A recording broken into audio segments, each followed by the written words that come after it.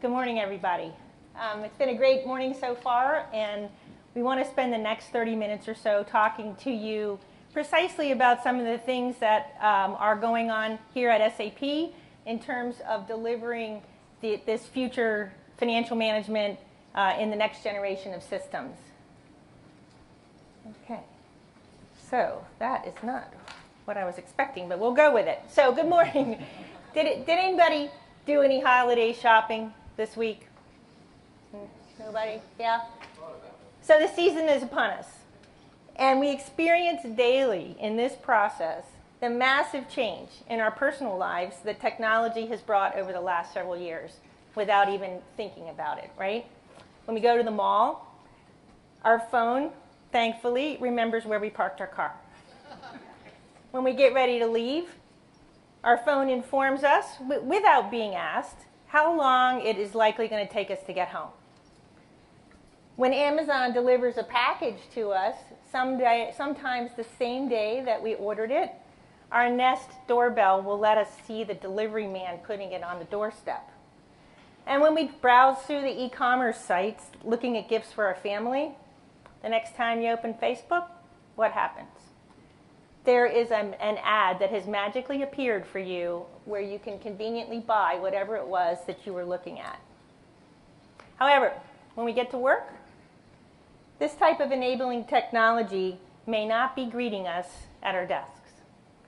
But the good news is today, the future has arrived for finance, enabling finance to become the heart of an intelligent enterprise. So what is the intelligent enterprise? Over the past 50 plus years or so, the computer technology supporting business applications has undergone some major evolutions. Many of us here, including myself, have seen the transition from the mainframe to client server to cloud and mobility. I can now complete my travel report when I walk in the door after getting out of the Uber with one click on my phone, and it's submitted and I'm reimbursed in a matter of days. When I worked at the Smithsonian a number of years ago, just next door here in L'Enfant Plaza, I had to have our travel supervisor come and sit at my side and work me through the two-sided standard government form in order to claim my expenses on my first trip in that model, which I was shocked and appalled that I couldn't figure it out by myself. So maybe your finance systems haven't yet made that leap to the cloud, but I suspect if you haven't, you're planning it now. So digital transformation and its capabilities, like a lot of the things you've heard about this morning already, cloud computing, big data, mobility, have set the stage now for this newest leap forward in technology, the intelligent enterprise. The intelligent enterprise fuses these capabilities like machine learning, like IoT, like blockchain, into the core business applications. So the smart folks over at McKinsey have looked at this and said, what is this going to mean? It's going to mean that a lot of the tasks we spend our time on today as knowledge workers will be accelerated or even taken over by automation tools. Sue gave us an example of where Interior's looking at that right now. So we'll have more time as finance people to advise the folks that are delivering on the mission day to day, what the status is financially of their programs, help them strategize how to use most effectively their resources that are always limited while the needs continue to grow. And hopefully we'll spend a lot less time trying to pull relevant reports out of our systems and reconciling dueling numbers.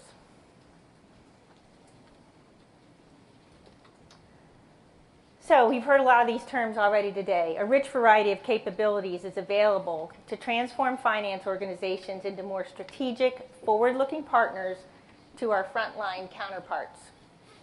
Predictive algorithms support timely and accurate modeling of future spend and revenues. Robotic process automation takes on the burden of those low value add repetitive tasks And not only can it do them, it'll do them faster with more accuracy, and they can work all night.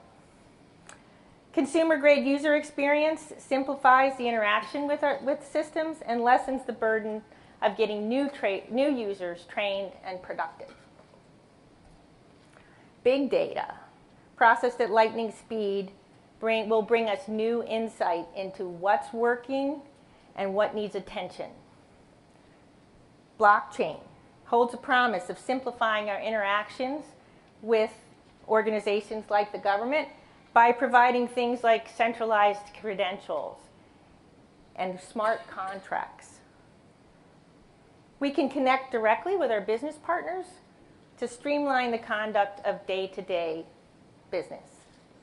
And we can do all this without having to buy, manage, and maintain the sophisticated infrastructure that makes all of this happen.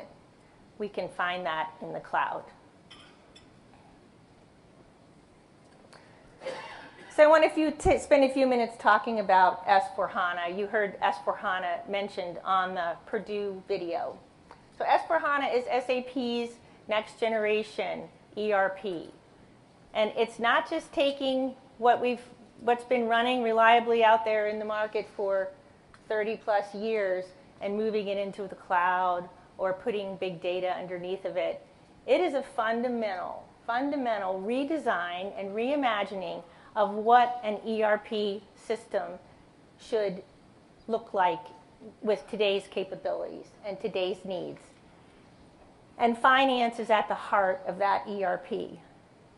Though perhaps the finance folks, sometimes we're not always the ones in the limelight getting the attention for the work that we do, we all know that the job we perform keeps all the other wheels turning. So leveraging the power of our HANA in-memory digital platform, finance users will be able to spend their days providing insights instead of crunching numbers.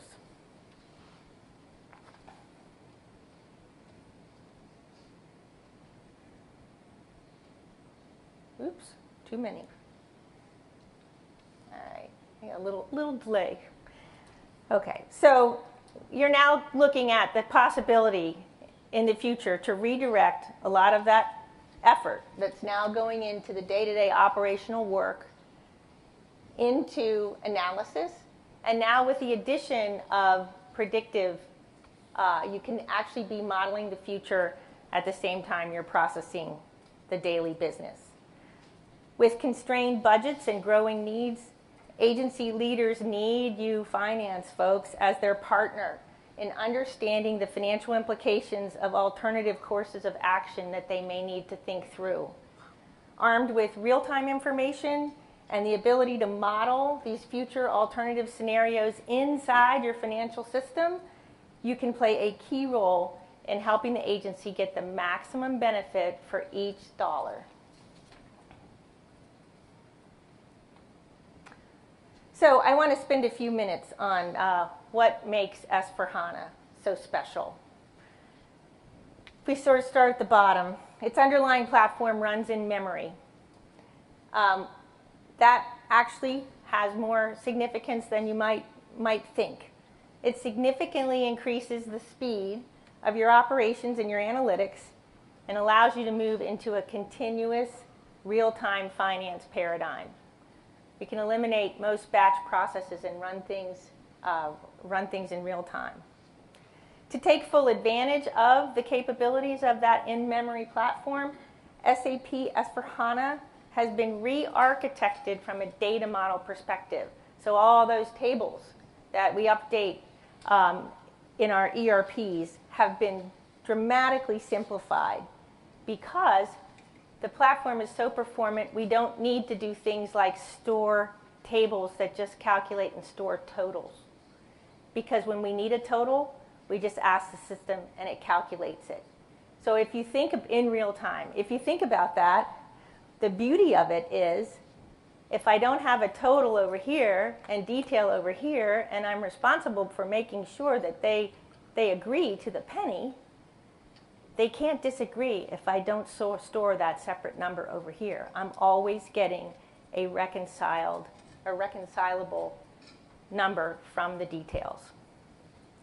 So all your finance applications that are part of SAP S/4HANA, general ledger, accounts receivable, accounts payable, cost management, asset management, all now access a single data repository, a single source of truth. But perhaps the most exciting thing to me about S/4HANA, and yes, I do get excited about financial systems, it uniquely combines transactional and analytical data in one system. So lots of us today have our environment where we process our transactions and do our day-to-day work. And when we need to report or do some analysis, we turn to our analytical environment to do that kind of work, because our transactional system isn't particularly adept at doing things like slicing and dicing and rotating data, right? Well, this is one of the beauties of the HANA platform. It can do both, and it can do them at the same time. So when I, as a user, need to do something and I need to look up some information, I need to run a report to help me make a decision I'm trying to make in my transactional system, we're going to give you those key things that you need to know right on the screen where you're going to execute the transaction. And I can navigate through the system through those analytics. It actually really changes how you interact with the system and how you would go about processing your day-to-day tasks. So the value for the finance function is pretty substantial. Data consistency. I think Sue mentioned something about data standards and differences in data creating problems. This single foundational journal that now eliminates reconciliation and makes access to data much simpler. Unlimited drill down analysis on the fly across any dimension. Cost dimension, an organizational dimension, a funding dimension, an asset dimension. And then, of course, a modernized user experience that is fully mobile capable.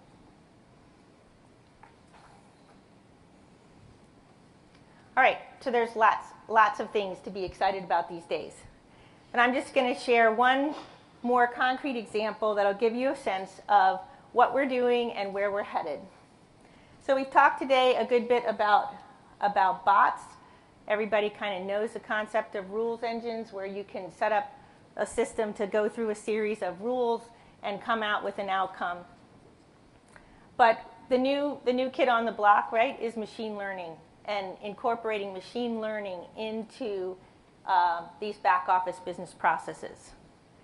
So SAP is now using capabilities like machine learning in the core business. Unlike rules engines and robotic process automation, with machine learning, the systems can learn how we humans go through our decision process, and it eliminates the requirement to explicitly program those steps in the process. I'll be honest, I have no clue how it does it, other than I know you feed it a whole bunch of data and it learns. It scares me a little bit, but the fact of the matter is it can really be helpful in things like, for example, taking incoming cash receipts and applying them to the right line item on a customer invoice. So it sounds like a pretty simple process, right? A customer mails in a check or pays online and sends in a remittance advice. It matches up. It's easy. What's the big deal? Well, it turns out that probably represents only about 30% of the receipts that come in.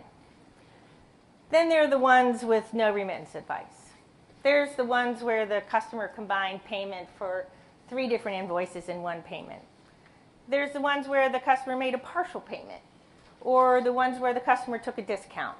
All of a sudden, it's not such a simple rule-driven process to get that cash applied to the right invoice. It takes human analysis to match the receipts to the correct items in the system. So enter machine learning. SAP today provides a cash application automation solution that uses machine learning to apply receipts to invoices. Our customers, our early customers on this, are experiencing successful cash application rates by the machine as high as 90%. And they're actually finding the machine is making better decisions in some cases than were made before.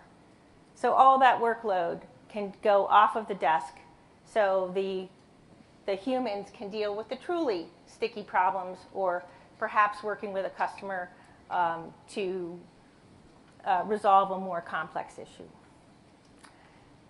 And we have just released, and I haven't had a chance to see it yet, but I'm waiting anxiously, a machine learning application that's doing this on the flip side. How about matching purchase orders, goods receipts, and invoices? Wouldn't it be nice to let the system take that on? So with the few minutes we have left, I want to give you a glimpse of what's possible now. So my colleague, Sarah Taylor, was going to be here with us this morning to give you a quick demo, just like what's a little trailer. What does it actually look like to see some of these things like embedded analytics and a digital assistant? But unfortunately, she has a sick child, so she's going to join us via video. So if somebody can cue the video, I'll give you a quick glimpse of S/4HANA. Here you can see the SAP home screen with tiles or apps that are available to an end user based on the role that they've been assigned. Let's navigate to the accounts payable grouping to see what actions we can perform. Here you can see examples of embedded analytics such as overdue payables or the invoice processing. In addition, we can perform actions such as creating a supplier invoice or managing a payment program. Let's drill into the overdue payables analytic. Let's say we're on the phone with a supplier who's calling to inquire about the status of a particular invoice. On this screen, we're looking at the status of the payables across the organization, but we can easily filter to find that particular supplier. By simply typing in the supplier name, we can select them and apply that filter across this analytic. So now we're looking at only the overdue payables associated with that particular supplier. Let's go ahead and open that in the line item view. So what we're doing here is drilling down from an analytic into the underlying line item detail of information. And from this screen, we can begin to take action. So let's say we have the authorization to be able to pay one of these supplier line items. By selecting the line item, we can take that action and actually create a single payment. All of the information necessary will default it, and with the click of a button, we can create a payment for that particular supplier. Or, if we needed to do some research or see additional information related to those line items, by clicking on the hyperlinked document number, we get a menu of different actions that we could take. Each of these individual menu items will take us to a different action or activity within the environment. Anything from displaying the underlying journal entry to looking at the payment form. Different actions are available depending on where we are in the environment and what we'd like to do. So we're changing the way that users fundamentally navigate within the environment.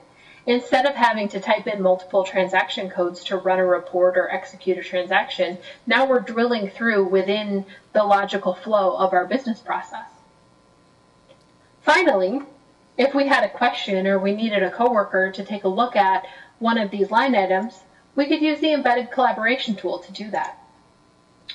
You would simply start a chat with your coworker. So we'll go ahead and invite our intended coworker. And then you can add a screenshot of what you're looking at. So here we're taking a screenshot of the line items that we're looking at. And within this screenshot, we could mark it or provide some sort of notation directly within the screenshot tool. As you can see here, there are different editing capabilities. But we'll just include this screenshot and then add a note saying, please review for payment. And just like that, your coworker has the capability to then look at that chat and take some sort of action. So what would that look like from the coworker's point of view? They would open that collaboration tool and they would see that we've sent them a screenshot for them to look at. Now the power here is this is not just a static screenshot. Yes, you can see the screenshot and any notations, but you can also go directly to that linked screen, assuming that you have the correct user authorizations, and from that screen take action there. So if your coworker was reviewing the line items that you were looking at, they could then drill further and see the additional information to make a decision on the payment of a particular invoice. So what's really powerful in this scenario are a couple of things. One, the embedded analytics that are now available within the environment. Two, the drill-through navigation capabilities that reduce the need for multiple transaction codes or disjointed navigation within an environment. And three, the collaboration capabilities that fundamentally change the way users interact with the system as they're performing their work. Okay. Okay. Thanks to Sarah. I wish we could thank her in person. But I hope that gives you just a first bite concept of where this technology is now allowing us to go. With that, I'm going to turn the podium over to my colleague Harish, and he will tell us about the services in the cloud that SAP is delivering today. Thank you very much, Leslie. Mic working? All right, great.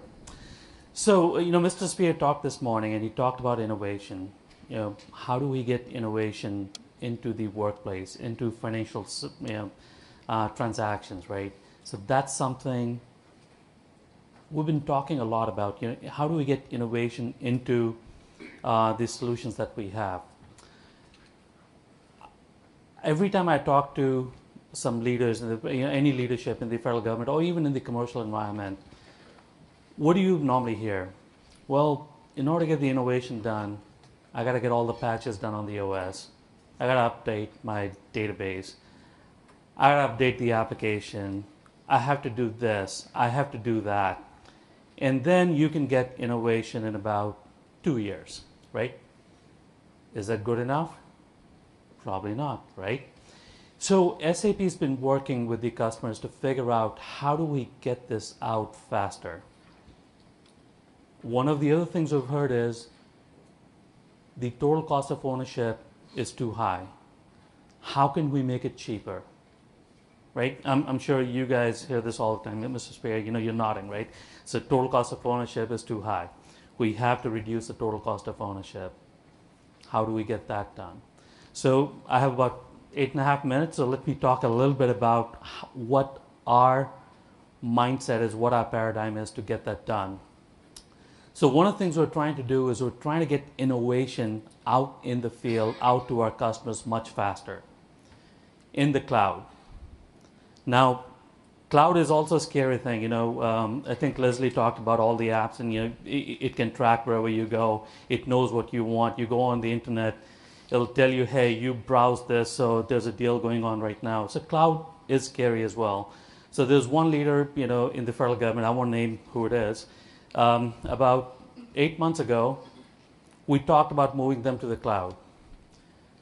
The response was, over my dead body. Absolutely not. We're not going to the cloud. And then we had more conversations with them over the next 3 months. After 3 months of the conversations and security discussions we had, it's how fast can we get to the cloud?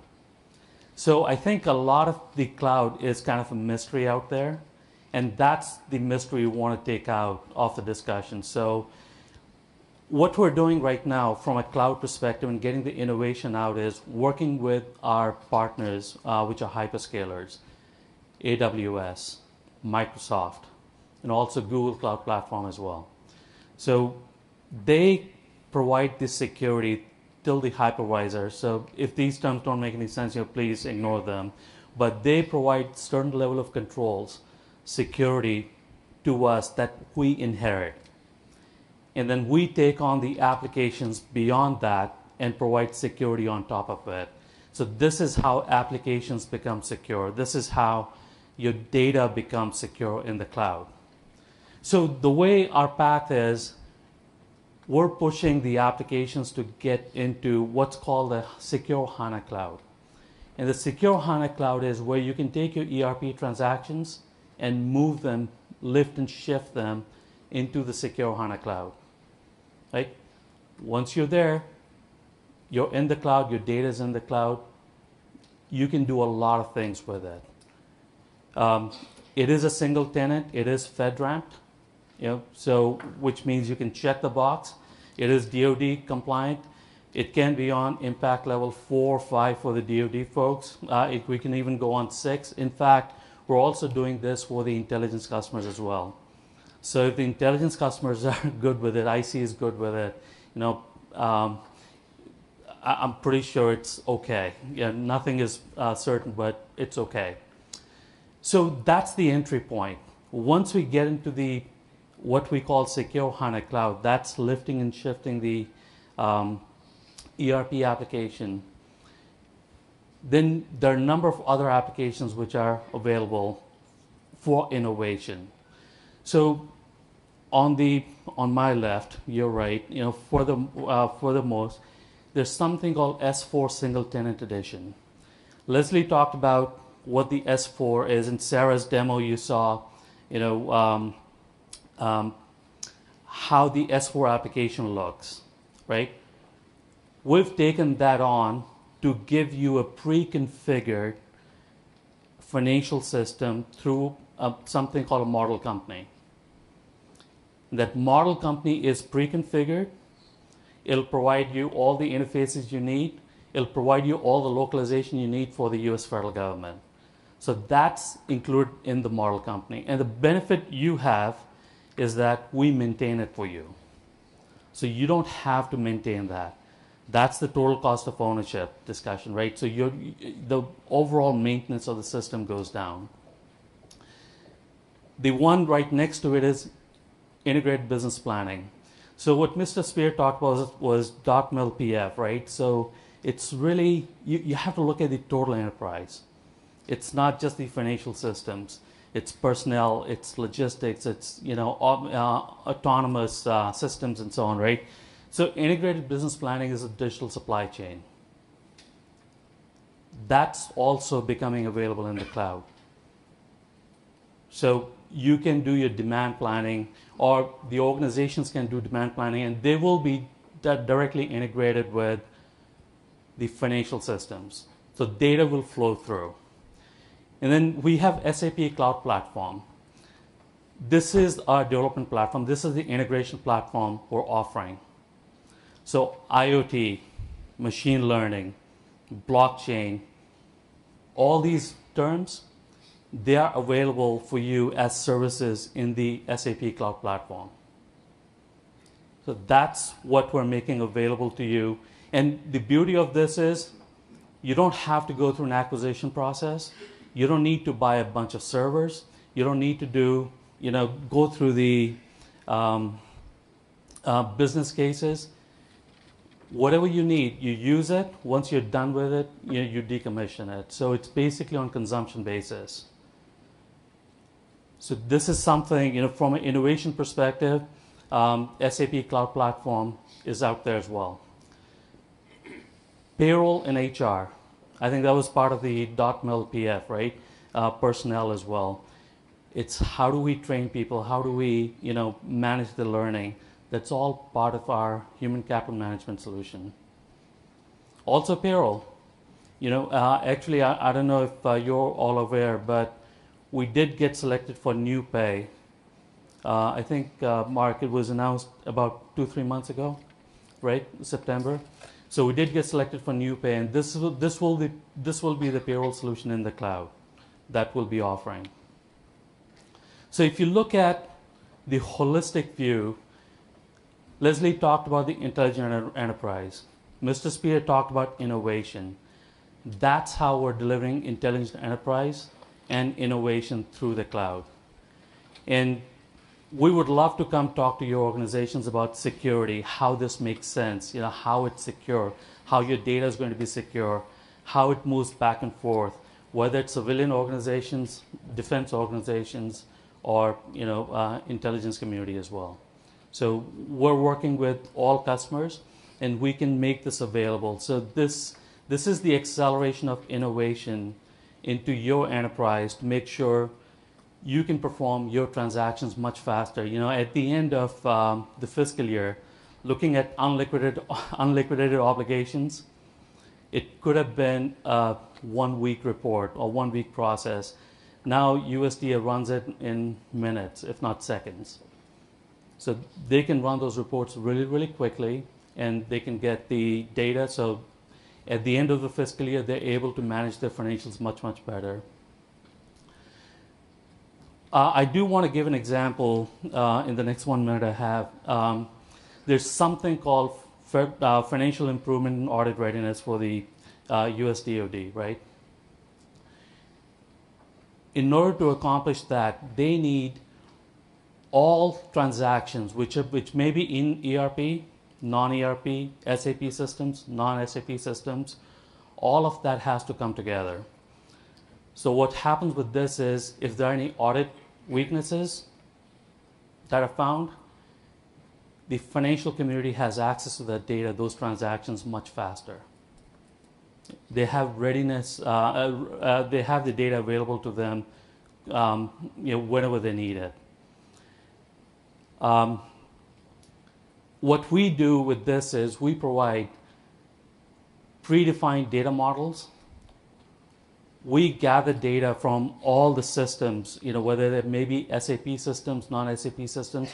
So we provide that as standard, right? So you don't have to do a lot of lift and shift, or you don't have to do a lot of work to get this done. So whether it's SAP systems, non-SAP systems, we create a universe of transactions of procurement data, financial data, so that the financial community can run the transactions that they need to, or be able to respond to the auditors that they need to.